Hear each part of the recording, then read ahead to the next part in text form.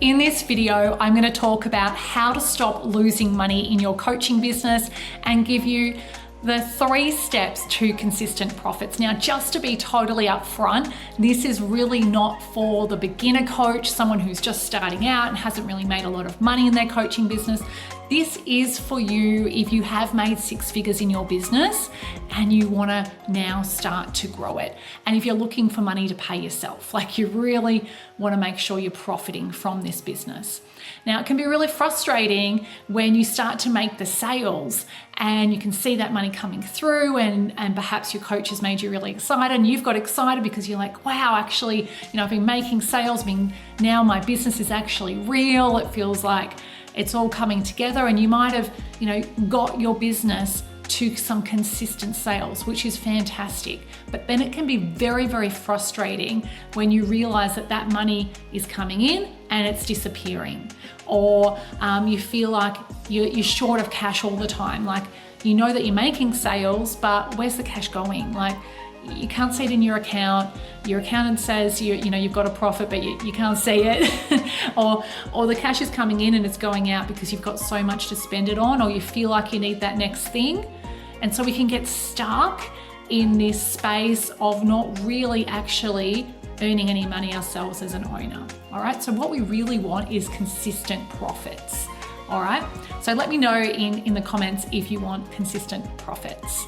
So we don't want to just focus on sales, although we still need to make sure that we have consistent sales coming in.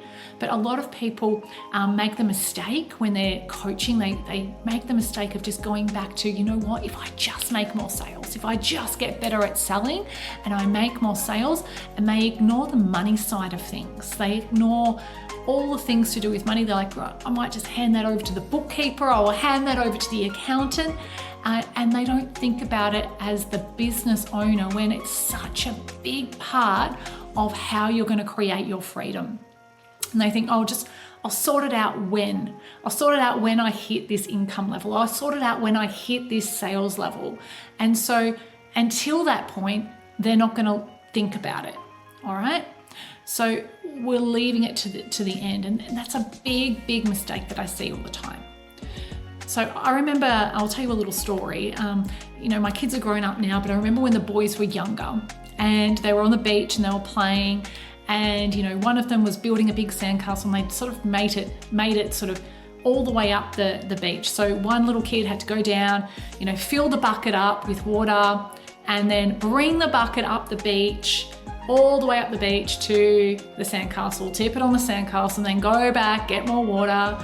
But the problem was that the boys had been really silly with the bucket beforehand, and the bucket now had a big crack in it, right? So it had a big crack in it. So when they'd fill the water up, all the way up to delivering the water was leaking out. So by the time the very full bucket, he would fill it all the way to the top, and it's almost wobbling, it's almost falling out the top. And then as he walked up the beach, it's trickling out the bottom, and by the time it got to his brother, there was only a little bit left in the bucket. So he was like frustrated, I have to go back and get more. And this process continued because we had the leaky bucket, right? So the first step is we want to look at if you've got a leaky bucket, right? We want to look at what you're spending your money on, and we need to tighten that up, right? I don't know if you've ever been employed or remember back to your first part-time job. I remember back to my very first part-time job, and I think back then I maybe got paid $7 an hour. Yes, it was a lot of years ago. And if it was quiet, I worked in a shop, if it was quiet, even by half an hour, my manager would slash that shift. She'd say, go home half an hour early, it's too quiet. Just to save $3.50. Or she'd slash it by an hour just to save $7, right? And big businesses do this today. They're always looking for efficiency savings. They're always looking for how can I do it better, smarter, cheaper, quicker, with less staff. and always looking for a way to reduce the leaky bucket, right? Reduce the expenditure, tighten it up. So often what I see in coaching business owners is they're so busy just coaching, building the business, marketing, doing all the things, you're doing everything, but they forget about the money, they leave it to the side, they've made lots of decisions and they've got a leaky bucket they don't even know about and they don't have time to even focus on it. So they give it over to the bookkeeper or to the accountant and they think that they're going to sort it out for them when really they need to do that as the owner. They need to instruct, they need to make those decisions. So the very first thing I want you to do, very first step is I want you to take some time and look at where's your money going? What are you actually spending it on? And can you tighten it up? Can you reduce it a bit? Can you spend it on something that's going to be a smarter decision? Can you hire cheaper employees? Can you have a different way of doing things? When I first started out my business, I remember there was lots of different software that I required to do what I wanted to do. Now, with the changes in all the technology, one software can do all the things that I used to have little separate pieces all joined together doing. Now I have one cost, which is lower than all of the other ones.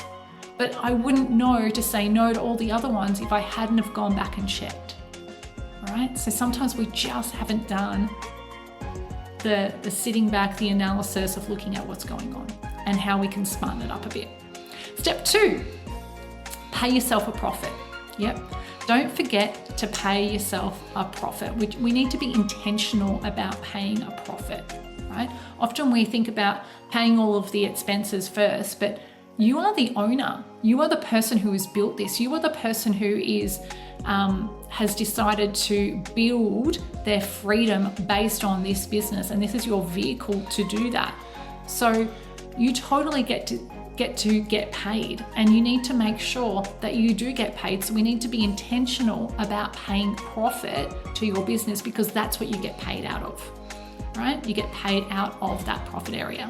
So you need to be intentional about paying profits, which might mean getting smarter with your expenses, which might mean bringing in more sales, like to be able to increase that profit, right? But we want to be intentional about actually paying the profit, not just thinking, you know what, everything's going into one big lump sum. Often I get people come to me and they're like, I've got like a bit of a cash buffer. If it stays at this amount, I'm okay. It's kind of my expenses all come out of there and I take a bit and this. No, that's not how it works, right? It's not how it works. We want to make sure that you're intentional about paying yourself a profit, because then you're going to be intentional about actually growing your wealth into your future. You get paid. If you don't get paid as an owner, how can you possibly set yourself up financially and for your financial freedom? You can't. So you're leaving yourself in a huge risk and your family. So making sure that you're getting paid.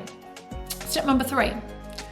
Top line. We'll go up to the top line, which is your sales and your current client revenue.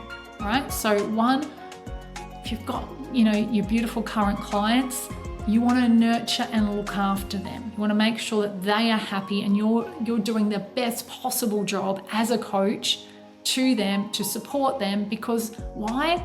They might want to hang around and have, get some more services off you, right?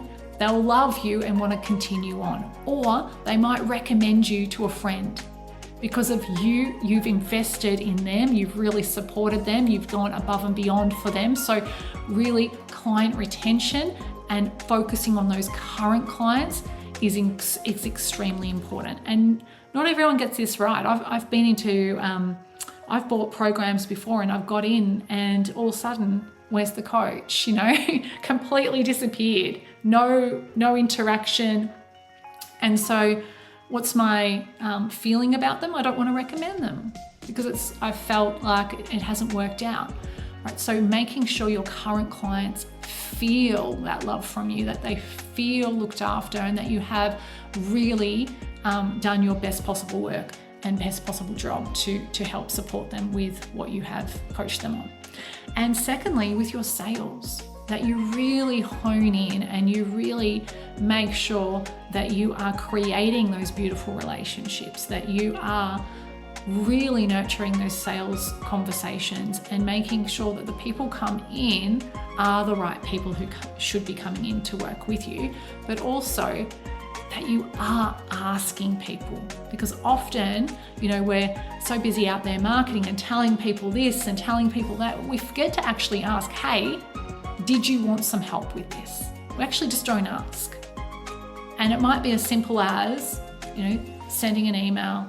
One of my clients, had never really sent emails, and then all of a sudden sent out one email. The next month, completely booked out. Never sent an email before, never sent one out. But because she actually went, I should just ask. I've been talking to these people for a really long time, but I have never asked them if they wanted some help. And they're all sitting there going, yes, I want some help. So let me know in the comments which tip you're going to try, or if you're going to try all three, that'd be great. And make sure to hit the subscribe button so that you can get notified when I have more videos out.